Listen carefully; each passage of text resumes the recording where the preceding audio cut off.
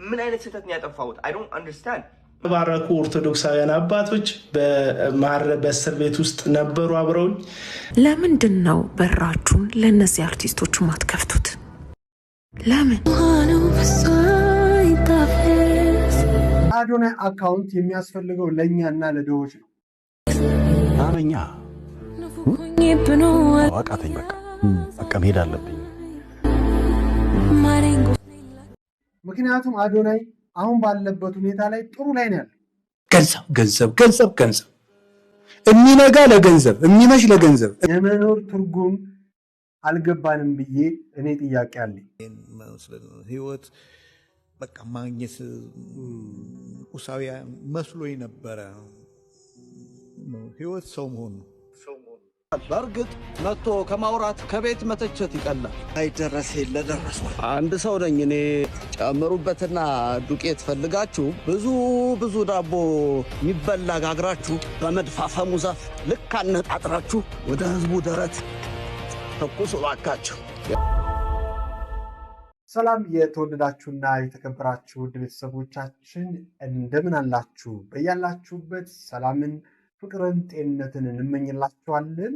ይህ ጊዜ የተሰኘ ፕሮግራማችን ነው። ድንቅ 24 ሚዲያ 2 ላይ ትገኛላችሁ። በየጊዜው ድንቅ 24 ሚዲያ ላይ የሚቀርቡትን ቪዲዮዎች ለማግኘት የደውል ምልክቶች ይጫኑ። እንዲሁም ደግሞ እንግዲህ ሲስተሙን እንደሚያሳየን ከሆነ እኛን የምትመለከቱት ከ70% በላይ ቤተሰብ ያልሆናችሁ ናችሁና ቤተሰብ እንድትሆኑ በአክብሮት እንጋብዛለን። የዛሬው ፕሮግራማችን እንግዲህ አዳዲስ ርዕሰ ጉዳዮችን ይዘን መጥተናል። እሱ ከማለፋችን በፊት ትናንትና እንግዲህ ትልቅ የሆነ ነገር አይተናል። እንግዲህ ሰሞኑን እየሰማን ያለነው ነገር ትንሽ ይከብዳል። ለሚጎሳቆሉት ወይም ደግሞ በደል እየደረሰባቸው ላለ ወገኖቻችን፣ ለሞቱት ሁሉ እንግዲህ እግዚአብሔር ፍትህንና እንዲሁም ደግሞ ነፃነትን ይላክልን። ወደ ዛሬው ፕሮግራማችን አለፈ። ቲክታከር አቤል አቡና እንግዲህ እንደታሰረ ሁላችንም እናውቃለን። እንግዲህ የተወሰነ ጊዜ ድረስ ድምፅ የሚልም ሰዎች እንግዲህ በአሁኑ የመጀመሪያው ስርዓቱ ላይ ብዙዎች ተረባርበው ላይቭም ተቀምጠው ድምፅ ሲሆኑ ነበር። በአሁኑ ግን ድምፅ ሳይሆኑት እንግዲህ ብዙ ድምፅ አልተሰማም፣ እኛን ጨምሮ ማለት ነው። አሁን ዋናው ደስ የሚለው ነገር ምንድን ነው? አቤል አቡና ከእስር ቤት ወጥቷል። እናም ደግሞ አነጋጋሪ የሆነ ጉዳይ ወደፊት ለፊት ይዞ ወጥቷል። አቤል አቡና የሚታወቀው በተለይ እንግዲህ ሐሰተኛ ነቢያቶችን እንግዲህ በራሱ በግሉ ሃይማኖት ውስጥ ያሉትን ሐሰተኛ ነቢያቶችን የማጋለጥ እንዲሁም ደግሞ ልክ አይደለም አስተምሮታችሁ በማለት ይታወቃል። አሁን ደግሞ እንግዲህ በፍርድ ቤት ትዕዛዝ እንደወጣ ተመልክተናል። እና እግዚአብሔር ይባርካችሁ። በእውነት አመሰግናለሁ። አንድም ቀን ሰንሰለት ታስሬ በሰንሰለት ታስሬ ከፊቴ ፈገግታ ጠፍቶ አያውቅም። ምክንያቱም እግዚአብሔር ከኔ ጋር እንዳለ ስለማቅ። በጣም የተባረኩ ኦርቶዶክሳውያን አባቶች በእስር ቤት ውስጥ ነበሩ አብረውኝ የሚጸልዩልኝ፣ የሚወዱኝ፣ የረዳችሁኝ፣ ያገዛችሁኝ፣ እንድፈታ አስተዋጽኦ ያደረጋችሁልኝ ሰዎች እግዚአብሔር ዘመናችሁን፣ ቤታችሁን ፈትቻለሁ። አብራችሁን የቆማችሁ ሰዎች ሁላችሁንም አመሰግናለሁ። ዛሬ ግን የመጣሁት በቀጥታ እንደተፈታው ወደ ቤት እንኳን ሳልገባ ጉዳዩ አሳሳቢ ስለሆነ አብራችሁኝ ከጎኔ ድምፅ በመሆን የቆማችሁ ሰዎች ምንም ማድረግ እንኳን ባትችሉ ላይክ፣ ኮፒ ሊንክ እና ሪፖስት በማድረግ ይህን ቪዲዮ ለሚችሉ ሰዎች እንድታደርሱልኝ ነው። እንደሚታወቀው ከ440 ሺህ በላይ ወዳጆች አሉኝ በቲክቶክ ላይ። በ78 ካሬ ላይ ያረፈ ስቱዲዮ ነው። ይሄ ስቱዲዮ የተለያየ ግልጋሎት እንዲሰጥ ታስቦ የተለያዩ ባክግራውንዶች የነበሩት ጥሩ ለመስራት የተዘጋጀ ጥሩ ኢንቴሪየር የተሰራ ስቱዲዮ ነበረ። አሁን ግን የ7 ወራት የቤት ኪራይ አለብኝ። 7 ወራት የቤት ኪራይ ከ418 ሺህ ብር በላይ ነው የቤት ኪራይ ያለብኝ። ስለዚህ የምትችሉ ሰዎች 30 ብር በሲቢ አካውንቴ እና በቴሌብር አካውንቴ ኮንትሪቢዩት በማድረግ ከጎኔ ሆናችሁ እንድታበረታቱኝ አትሊስት ከዚህ ቤት እንኳን ይሄን ቤት እንግዲህ እንደሰማችሁት ብዙ መከሮች አሉብኝና እናንተ ወጣት እንግዲህ በሃይማኖቴም ብቻ ሳይሆን በሌላም እንግዲህ ተከታይ የሆናችሁ እኔን የምታከብሩኝ ያደነቃችሁኝ ፎሎ በተናን ተጭናችሁ ፎሎ ያደረጋችሁኝ ታደጉኝ ወደ እስራኤል ልመለስ ብሏል። ያስቀመጠውን አካውንት ተጠቅመን እንግዲህ 30 ብር እሱ የጠየቀው እንግዲህ 50 ብር ብናደርግለት ምን ችግር አለው? የምንችለውን ያህል እናስገባለት ለማለት ያልነው። ወጣት ወጣትን ሲደግፍ በቁም ነው መሆን ያለበት፣ በህይወት እያለ ነው መሆን ያለበት እና እውነት ለመናገር እኔም በግሌ አቤል አቡና የሚሰራቸው ስራዎች ደስ ይለኛል። ይሄ ነገሮችን የሚያይባቸውና የሚተነትንባቸው መንገዶች አንጻሩ ፍትሐዊ ይመስለኛል። እኔ ተመችቶኝ ነው የማየው እና እኔም አለው ለማለት ነው። ሁላችንም አቤል አቡና ጎን እንድንቆም በአክብሮት እንጋብዛለሁ። ወደ ቀጣዩ ቪዲዮችን ስናልፍ እንግዲህ እጅግ እያነጋገረ ያለው የአርቲስት ዳንኤል አሸናፊ ጉዳይ ነው። የአርቲስት አሸናፊ ዳንኤል ጉዳይ እንግዲህ ራበኝ በሚል ስሜት እንግዲህ ሁላችንም ተቸገረን ብለን ነው የምንገልጸው እንጂ ብዙ ጊዜ ራበኝ ብለን ለመግለጽ እንዴት ለራቡ ያንሳል ሰው እንዳንባል፣ ሰዎች ክብራችንን እንዳይነሱን፣ ሰዎች ዝቅ እንዳያደርጉን እጅግ በጣም ልንጠራው የሚከብደን ቃል ቢሆንም ግን ይህ ወንድማችን ራበኝ ብሎ ተናግሮ ነበር። ራበኝ ራበኛ ራበኝ ይርባል። መላኩ አልሞተም። እናቴ ጋር ልመለስ ነበር። ለማዘር ደውዬ ልመጣ ነው ልበላት እያልኩ እያሰብኩ በቃ አልቻልኩም። አቃተኝ በቃ። ብዙዎቻችን ያለቀስንበት ይሄ ጀግና ሰው ማናችንም ሰው ፊት ቆመን መጥራት የምንፈራውን ቃል አውጥቶ ራበኝ ሲል መስማት በእውነት በጣም ያሳዝናል። የማስታወቂያ ድርጅቶች ለምንድን ነው በራችሁን ለነዚህ አርቲስቶች ማትከፍቱት? ለምን? ማቅበል መስኬቴ ነው አንተንም አይመልስ አበኛ አቃተኝ በቃ መሄድ አለብኝ። ይረባል ችግር ነው ማለት ነው።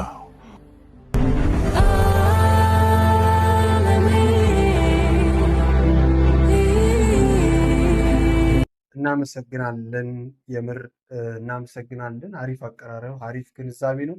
አዎ ልክ ነው። በሁሉም ሰው ጥያቄ ይሄ ነው። እንግዲህ ዳንኤል አሸናፊ አርቲስት ዳንኤል አሸናፊ ይቅርታ እንግዲህ ደፍሮ መውጣቱን አደንቃለሁ።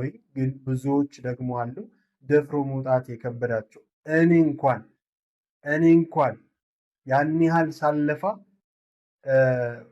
ያን ያህል እነሱ የመጡትን መንገድ ሳላይ ወደ ቲክታክ መንደር መጥቶ ራስን ማሸነፍ ስራ መስራት እጅግ በጣም ቻሌንጅ ሆኖብኝ ነበር። ምክንያቱም ከለመዳችሁት የስክሪፕት ከለመዳችሁት ሂስቶሪ ከለመዳችሁት የፊልም አሰራር እንዴት ካሜራ የለመደ ሰው ስልክ ለምዶ ፊት ለፊት ለመተወን እጅግ በጣም ቻሌንጅ ይገጥማችኋል እና ብዙ የማንናገራቸው ብዙ መናገር የማይችሉ ብዙ ፊት ለፊት መውጣት የሚከብዳቸው ቢወጡ ጭንቅላታቸውና አይምሯቸው የማይስማማላቸው ብዙ ባለሙያዎች አሉ። የኛ ጥሪ እናንተ ድርጅት ያላችሁ እባካችሁን አትጠይቁን። ስንት ተከታይ ያላችሁ ብላችሁ አትጠይቁን። የቲክታከር መስፈርት ሆኖ ማለት ቲክታከር ሆነ ቲክቶክ ላይ ተከታይ ከሌለ ማንም ሰው ማስታወቂያ ሊያሰራቸው አይፈልግም።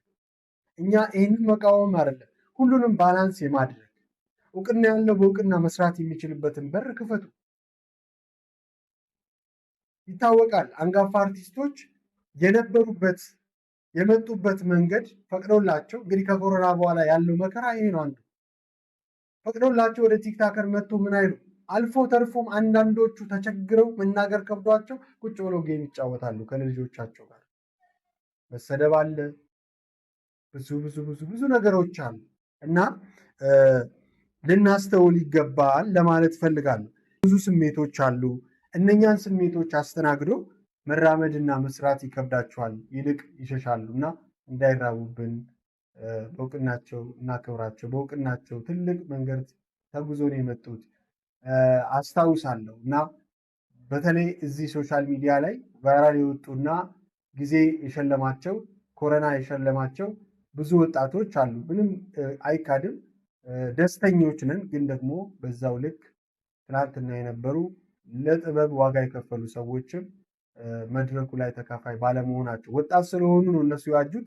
እነኚህ ደግሞ በሙያም በእድሜም አንጋፎች ናቸውና ይህንን ፕላትፎርም መዋጀት ስላልቻሉ ዋጋ እየከፈሉ ነው ያሉት። እዚህ ጉዳይ ሳልወጣ እንግዲህ አዶናይ የኔንም መሰል ወንድሞች እህቶቼ ደፍረው በተለይ ወደ ቲክታክ መጥተው ራሳቸውን ፕሮሞት አድርገው ገንዘብ አግኝተው እንግዲህ አሸናፊነትን በውስጣቸው እንዲገነቡ ካደረጉት ሰዎች መካከል አንዱ ነው። እንግዲህ እናስታውሳለን እና አርቲስት ሱራፌል ተካ እና አርቲስት ሰለሞን ተካ እንዲሁም ደግሞ ይታወቃል መኪና ተሸልመዋል አይደለም። ስለዚህ ይሄን ያደረገው ወጣት ዛሬ አካውንቱን ተመልቶበት እርዳታችሁን እፈልጋለሁ ያለበት ተመልከቱ። በጣም የሚገርመው ነገር አዶናይ ለምንድን ነው እዚህ ደረጃ ላይ የደረሰው? ትናንትና ዱባይ ሲሄድ ሌላ ዕቅድ ይዞ ሌላ ስራ ለመስራት ኤነርጂ የነበረው ልጅ ነው። አካውንቱ ላይ ዘመቱበት በአርሲ ምክንያት። አዶናይ ለሁለት ነገር ነው እየተወጋ ያለው። አታስተውሉም አላውቅም። አዶናይ በሃይማኖቱ አንድ ሃይማኖቱ ስለሆነና ሁለት ደግሞ ኢትዮጵያዊ ስለሆነና እንዲሁም ደግሞ ለአርሲ ድምፅ ስለሆነ በእርግጠኝነት ማለት ጥቃት የደረሰበት። ስለዚህ ከጎኑ ልንቆም ይገባል። ተባብረው አካውንቱን በዚህ ልክ ዲአክቲቭ አድርገው እንዲወጣ አስደረገውት በምንም ተአምር እኔ ክርስቲያንን ሙስሊምን ብዬ ልሰይማቸው አልችልም። ምክንያቱም ይህ አካውንት ድሃ የሚታከምበት ድሃ የሚታገዝበት እንዲህ ያሉ አርቲስቶች ወደፊት መጥተው ከህዝብ ጋር የሚተዋወቁበትና ህዝብ ድምፃቸውን የሚሰማበት ነው። የአርቲስት ዳንኤል አሸናፊ ጉዳይ አዶናይ አካውንቱ ባለበት ቢኖር ነው አዶናይ ዝም ይላል? ለማን እናድርስ? ትናንትና እኮ እኔ ህፃን ልጅ ታሞ እኮ በአካውንቴ ሰርቼ ሰዎች እናንተ ተባብራችሁ ሰዎች ጋር ስታደርሱ አዶናይ ነው ሰምቶ መልስ ይሰጣል። አዶናይ አካውንቱ ሊመለስ ይገባል። 444 ፋሚሊ ራይት።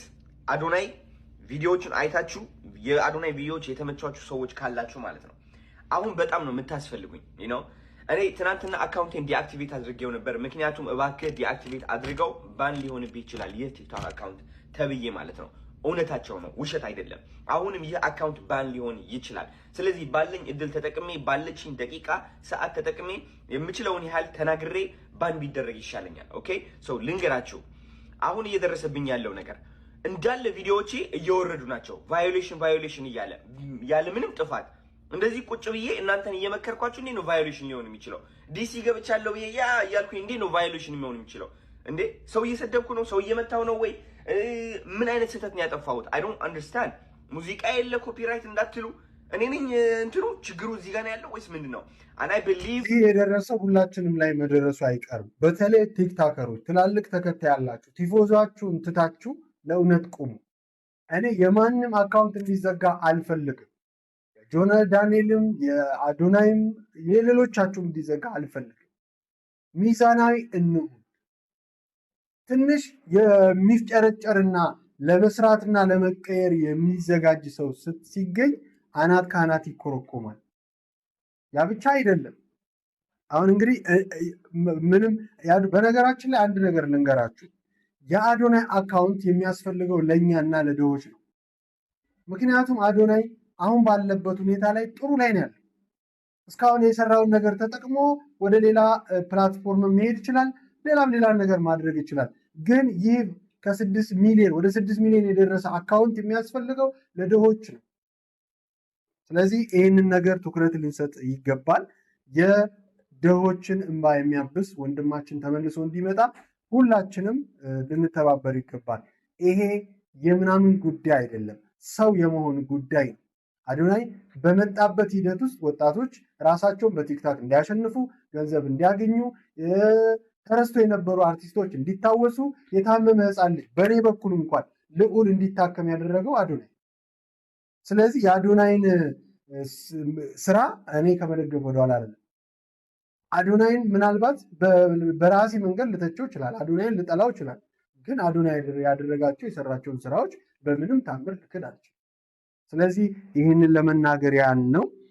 እንግዲህ እስቲ ገንዘብ ለምትሉት ደግሞ እቺን መልእክት እናድምጣት።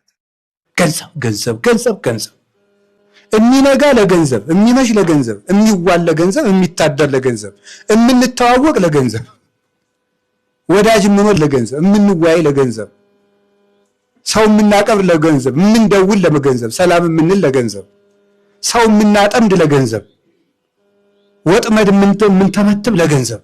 ገንዘብ ገንዘብ ገንዘብ ገንዘብ። መድኃኒዓለም ይንቀለው ይሄንን ይንቀለው። አሚን። አባታችን ቃልዎት ያሰማል።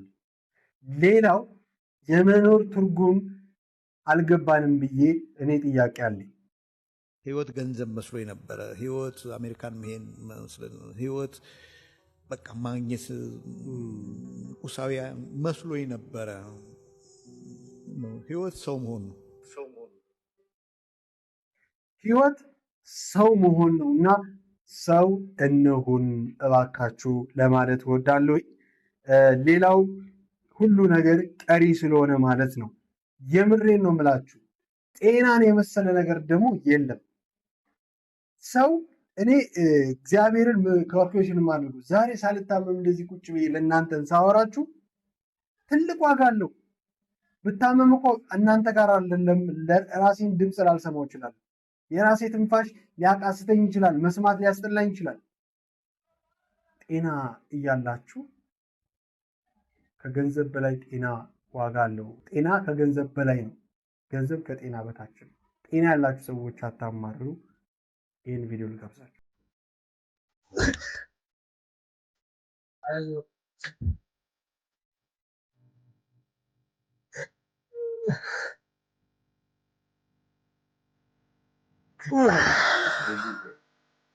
ሰው የሆናችሁ በሙሉ ይህንን መረጃ ሼር አድርጉልኝ። እኚህ አባት ልጃቸው ከፊታቸው ቆማ እንደዚህ እያለቀሰች የሚታየው ሁለቱ ኩላሊታቸው ካህኑ ፌል ስላደረጉ ነው። 3 ልጆች አላቸው። እኚህ ልጆች ሜዳ ላይ ትተዋቸው ሊሄዱ ነው። እባካችሁን ሰው ሆናችሁ በሙሉ ይህንን መረጃ ሼር ያደረጋችሁ ባትረዱ እንኳን እናግዛቸው። አንድ ልበቀና ሰው አይጠፋምና።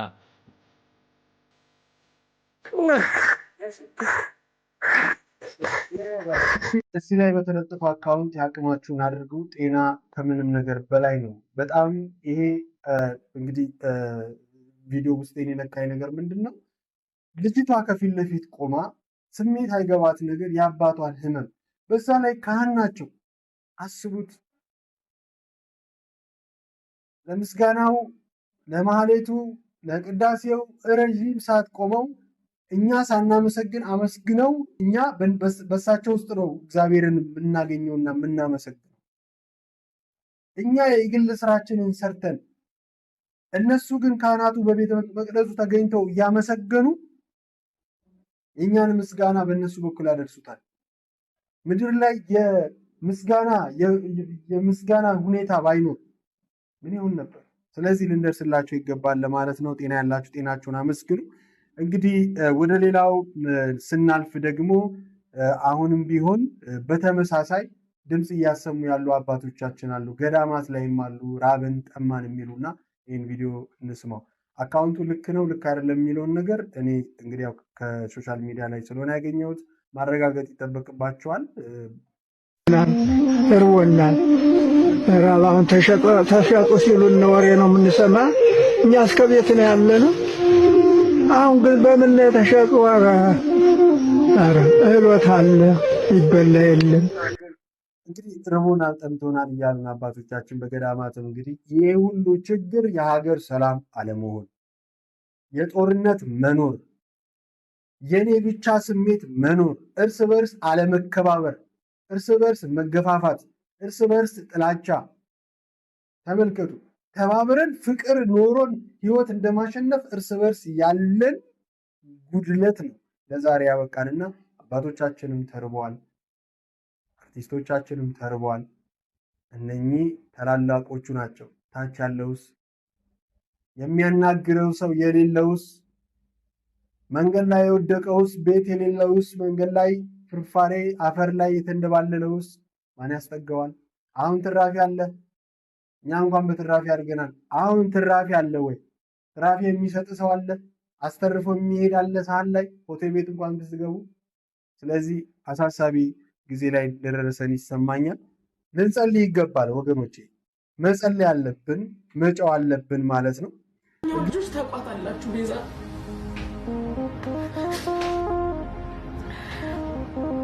ሰው እንዴት የዛሬ 3 ቀን ያየው ሰው ዛሬ ሞተ ተብሎ ይወሰዳል? እሺ ይህንን ነገር ይዤ ለመምጣት የፈለኩበት ትልቁ ምክንያት ምንድን ነው? እስቲ እኔም የተሰማኝን ልናገር። እንግዲህ ብዙ ጊዜ እኔም ተስፋ ቆርጫለሁ፣ ብዙ ጊዜ አዝኛለሁ፣ ብዙ ጊዜ አልቅሻለሁ። ሶሻል ሚዲያ ከቤት ውስጥ ካለው ሰው ይልቅ ቅርባችን ከሆነ ቆይቷል፣ ምንም ጥያቄ የለውም። እናዝናለን፣ ግን ደግሞ እስከ መጨረሻው ድረስ ማዘን ዋጋ ያስከፍላል። እባካችሁን ወጣቶች ሶሻል ሚዲያ ላይ አዝናችሁ ስትወጡ ሰው ሰምቶኛል ብላችሁ በራሳችሁ ላይ ተስፋ ቆርጣችሁ ራሳችሁን ለማጥፋት አትሞክሩ። ወይም ደግሞ እንግዲህ ብዙ ራሳቸውን ያጠፉ ሰዎችን አይተናል በሶሻል ሚዲያ፣ ግን ዛሬ ተረስቷል። ከነኚህ መማር አለባችሁ። ከተረሱት እናንተ አይናችሁን ከጨፈናችሁ የላችሁም። እስቲ አይናችሁን ጨፍናችሁ ምን ይታያችኋል? ልባችሁ ወይም ብርሃን ስላለው ታስቡ ይሆናል እንጂ ማየት አትችሉም። ስለዚህ እባካችሁ መጀመሪያ እናንተ ኑሩ። እናንተ መጀመሪያ ለመኖር ስትችሉ ቤተሰቦቻችሁ እናንተን አይተው ይጽናናሉ። የእናንተ መኖር ለቤተሰብ ደስታ ይሆናል። ትናንትና እኔ ተስፋ በቆረኩበት ሰዓት ራሴን ባጠፋ ህይወቴን ባመሰቃቅለው የምር ዛሬ ደስታ ሊሰማኝ አይችልም። ቤተሰቦቼም ቆሞ ሊሄዱ አይችሉም። ሁላችንም የምናሳልፈው ትላልቅ ችግሮች አሉ፣ ፈተናዎች አሉ። የፈተና ጊዜያችንን ጎንበስ ብለን ሩጫችንን መጀመር መቻል አለብን። ቆመን መሮጥ ካቃተን ጎንበስ ብለን እንሩጥ። እስቲ አንቀመጥ። መተኛት ብቻ ነው ተስፋ መቁረጥ። አይ በቃ እኔ ሁሉም ነገር ብለን ተስፋ ከቆረጠን እመኑ 2 ወር 3 ወር የሚፈታ ጉዳይ አይደለም። ካልሆነ ግን እናንተ ታገሱ። ቀን ራሱ መፍትሄ ይሰጣል። ቀን ተስፋ በቆረጣችሁበት ሰዓት፣ ራሳችሁን ለማጥፋት በተሰማችሁበት ሰዓት፣ ስራችሁ አታችሁ፣ ብትበሉ አታችሁ፣ ራሳችሁን ንቃችሁ በብዙ ስሜት ውስጥ ካላችሁ ቀን ያሳልፈዋል በሉ። ዛሬ ይሄ ተሰምቷችኋል፣ ነገ አይሰማችሁም ለማለት ፈልጋለሁ። ወጣቶች እንግዲህ ማስተዋል አለብን ብዬ አስባለሁ። ሁላችንም ተስፋ መቁረጥ የለብንም። ሁሉም ነገር ተቀይሮ ይሄ የፖለቲካ ዳጣው የምናምኑ የኮተታ ኮተቱ ጠፍቶ ሰላሙንን ሀገራችንን በተሻለ ልዕልና የምናስተዋውቅበትና ራሳችንን ገንብተን ወገኖቻችን የተራቡትን የምንደግፍበት ጊዜ ሩቅ አይሆንም። እንደ አዶናይ ያሉት ወጣቶች ይኖሩ፣ ሌሎቻችሁም ጨምራችሁ። እኔ አከሌ አልልም። መልካም ነገር የምታደርጉ ሰዎች እንግዲህ እያየን እየሰማን ነው ሰሞኑን እና በሌላ ፕሮግራም እመጣበታለሁ። ሶሻል ሚዲያ ላይ መልካም ነገር የሚያደርጉ ሰዎች እየተናጡ ነው። ክፉ ገብቶ እየናጣቸው ነው፣ እርስ በርስ ማለት ሰጪውንም ተቀባዩንም መሀል ላይ ሆኖ ለድሃ የሚሰጠውንም እየናጠው ነው እና ሶሻል ሚዲያ ትናንትና የነበረ መልካም ነገር ዛሬ የሚለምኑ ሰዎች ድምፅ የሚሆንላቸው ሰዎች የሚያጡበት ጊዜ ላይም እየደረሰን እንገኛለን እና ስለዚህ በሰፊው እመጣበታለሁ። የሶሻል ሚዲያ ፈተናና እንዲሁም ደግሞ የወጣት ዋጋ እመጣበታለሁ። እኔ እንኳን ብረሳ ኮሜንት ላይ አስቀምጡልኝ። እንግዲህ በስተመጨረሻ የጦርነት ጥሪ የሚሰማበት ጊዜ ላይም ደርሰናል። እንግዲህ የጦርነት ጥሪ በዚህ ሰዓት አስቸኳይ የትግል ጥሪ ለአማራ ወጣት ቀርበዋል። የአማራ ወጣቶች እንዲታገሉ አቶ አረጋ ከበደ ጥሪ አቅርበዋል። የአማራ ክልል ፕሬዝዳንት አረጋ ከበደ ለአማራ ወጣቶች አነጋጋሪ የትግል ጥሪ አቀረቡ። አመራሮቹን ሄዳቸው ታገሏቸው ሲሉም ተደምጠዋል። አረጋ ይህን ያሉት ባህር ዳርን ወደ ላቀ ከፍታ ለመውሰድ የወጣቶች ሚና የማይተካ ነው በሚል መሪ ቃል ከባህር ዳር ከተማ አስተዳደር ወጣቶች ጋር በተወያዩበት ወቅት ነው። ጦርነት ብዙ ችግሮችን ያመጣል። እኛ ስለ ጦርነት መስማት አንፈልግም። ሰላም እንሻለን። በትግራይ፣ በአማራ፣ በኦሮሞ በየትኛውም ክልል ያለ ወጣት ሰላምን ይፈልጋል። በሰላም መስራት፣ ራሳችን መቀየር። ውስጣችን ያለ ጦርነት ራሱ በቂያችን ነው። የዕለት ዕለት ህይወታችንን የምናስኬድበት ከዶላር እኩል የምናስሮጥበት አቅማችን ራሱ መገንባት ሌላ ጦርነት ነው። ስለዚህ ጦርነት አንፈልግም። ጦርነት አትመግቡን። የዓለም የመጨረሻው ነገር የመጨረሻው ጦርነት መዘው እነ አሜሪካም እነ ኢራንም ጦርነት መዞ የመጨረሻው ነገር መስማማት ነው። እጅ ለእጅ መጨባበጥ ነው። በሀገራችንም አይተናል። በቃ ተስማሙና ሰላም ስጡን። በቃ እኛ መኖር እንፈልጋለን። ማለቅ መሞት አንፈልግም። እናቶቻችን ላያቸው ላይ እሳት መዝነብ የለበትም። በቃ ሰላም እንፈልጋለን። እባካችሁን በፈጠራችሁ ፈጣሪ የኛ ፈጣሪ ባይፈጠራችሁ እንኳን ለፈጠራችሁ አምላክ ብላችሁ ሰላምን ስጡን። በውስጥም በውጭም ያላችሁ ሰዎች ተስማሙ፣ ተነጋግሩ። ይህንን ነው እኛ የምንፈልገው። ይህንን ነው የምንፈልገው። እባካችሁን የጦርነት ጥሪ አያስፈልገንም። የአርሲ ጉዳይ ልምጣላችሁ። የአርሲ ጉዳይ ላይ ስመጣላችሁ እንግዲህ የዓለም ጤና ድርጅት ዶክተር ቴድሮስ አዳኖም በቃኝ ብለው ፍትህ እንግዲህ እየተነፈሱ ነው ያለው ስለሚሞቱት በየትኛውም ሁኔታ። ዶክተር ቴድሮስ አዳኖም ስለሚሞቱት ኢትዮጵያውያን ዝምታ በቃኝ ብለዋል። በደቡብ አፍሪካ ስለሚሞቱት ኢትዮጵያውያን በሰጡት ሀሳብ ላይ ባለስልጣናቱ ደስተኛ እንዳልሆኑም ተነግሯል። የዓለም ጤና ድርጅት ዋና ዳይሬክተር ዶክተር ቴድሮስ አዳኖም ይሄ የዓለም ውጤት ነው። እኛ ብቻ አይደለንም በሞት የምንናወጠው፣ ልክ ነው። ግን ደግሞ የእኛ በዛ ስለበዛ እባካችሁ ሰላም ስጡን እናንተ ጊዜ እግዚአብሔር ከሰጣችሁ። የመጨረሻው የአርሲ ጉዳይ ነው። የአርሲ ጉዳይ ስንመለከት የሆነው የተከሰተው ነገር ውሸት ነው። አርሲን መታችሁ ደግሞ እዩ የሚል ዜናም ተለቆልናል። አርሲ ሰላም ናት ኑና ተመልከቱ ሲሉ አስተዳዳሪው ተናገሩ። በቅርቡ ሃይማኖት ተኮር ግድያ ተፈጽሞባታል የሚባለው የአርሲ ዞን ዋና አስተዳዳሪ አቶ ኢብራሂም ከድር አርሲ ሰላም ናት ኑና ተመልከቷት ብለዋል። የአርሲ ህዝብ በብሔር እንዲጋጭና እንዲከፋፈል እንዲሁም በህዝብ ዘንድ ጥርጣሬ እንዲኖር በሚዲያ ላይ የሚሰሩ ስራዎች የአርሲን ህዝብ አይመለከተውም ብለዋል። ችግር የተፈጠረበት ወደ ተባለበት ቦታ መሄዳቸውን የተናገሩት ዋና አስተዳዳሪው ሚዲያ ላይ እንደሚነገረውና ቦታው ላይ የሰሙት የሚገናኝ አይደለም ብለዋል። ሳይሞት ሞተ የሚባልበት፣ ሳይጠፋ ጠፋ የሚባልበት የሚነዙ ወሬዎች መቆም አለበት ሲሉም ተናግረዋል። እንደዛ እኮ እስከዛሬ ድረስ የት ነበሩ ክቡርነቱ? እስከዛሬ ድረስ የት ነበሩ? ለምን ቀድመው ወሬው ከሆነ ወሬው እንደወጣና እንደተነገረ ለምን ይህንን ድምፅ አላሰሙም? አሁንስ የአርሲን ጉዳይ ለማደብዘዝ ህዝብ ጋር ስለደረሰ የዓለም ጆሮ ላይ ስለደረሰ ለማደብዘዝ የሚካሄድበት ጥረት ልክ ነው ወይ የሚል ህሊናዊ የሆነ ጥያቄ አለኝ። ሌላው የአርሲ ጉዳይ ውሸት ከሆነ እነኚህ አባቶቻችንስ ከዛ ሆነው ቪዲዮ እየለቀቁ ተቸግረናል፣ እንዲህ ሆነናል፣ እንዲህ ተገለናል የሚሉና የሞቱባቸውን ቤተሰቦቻቸውን የሚናገሩት ሰዎች ውሸት ናቸው።